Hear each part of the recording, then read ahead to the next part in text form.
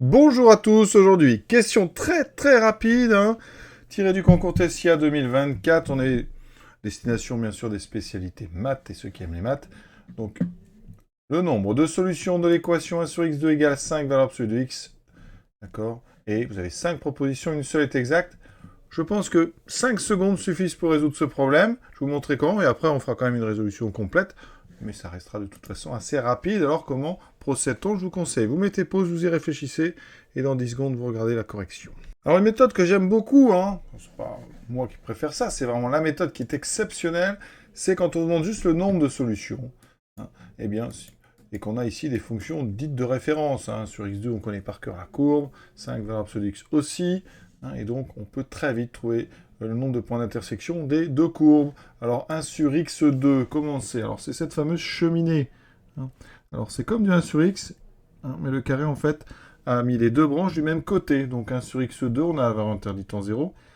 Et donc on a quelque chose comme ceci. Ça asymptote horizontale, c'est l'axe des abscisses. Et ça va monter comme ceci. Pareil, ici de l'autre côté, on a la cheminée, voilà, avec des limites 0 plus ou moins l'infini. La valeur absolue, alors, l'absolue de x, vous savez, c'est la fameuse courbe en V.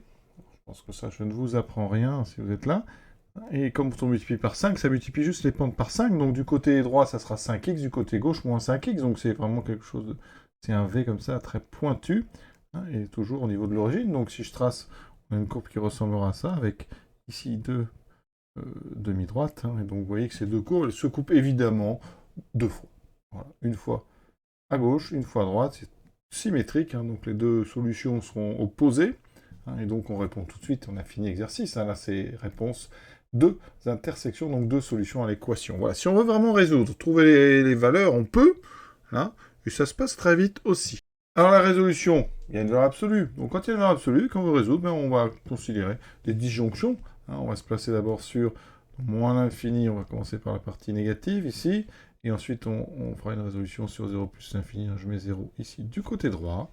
Donc à gauche, on aura 1 sur x2 égale moins 5x, donc ça veut dire qu'ici déjà, on résout, 0 ne peut pas être solution. Donc petit produit en croix, 1 sur moins 5x, 3 en tout cas, on me multiplie les deux côtés par x2, ça donne ceci. Ça fait donc x3 égale donc moins 1 sur 5. De l'autre côté, on aura 1 sur x2 égale 5x, d'accord? Donc x3 égale 1 sur 5. Toujours avec x différent de 0.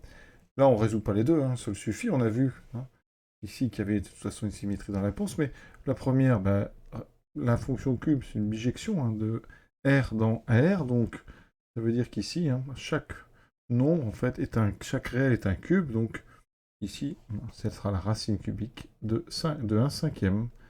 C'est le nombre qui au cube donne 1 cinquième. Et pour la deuxième solution, il y a une solution négative, c'est moins la racine cubique de 1 cinquième. On l'écrit comme ça, ou, autre notation intéressante, avec ici un exposant 1 tiers.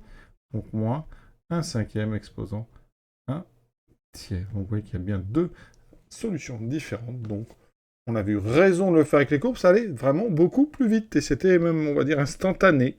Donc à l'avenir, pensez-y. Imaginez un petit peu les courbes du côté gauche, du côté droit et regardez si elles se coupent. Et ça pourra parfois vous gagner beaucoup de temps. À bientôt.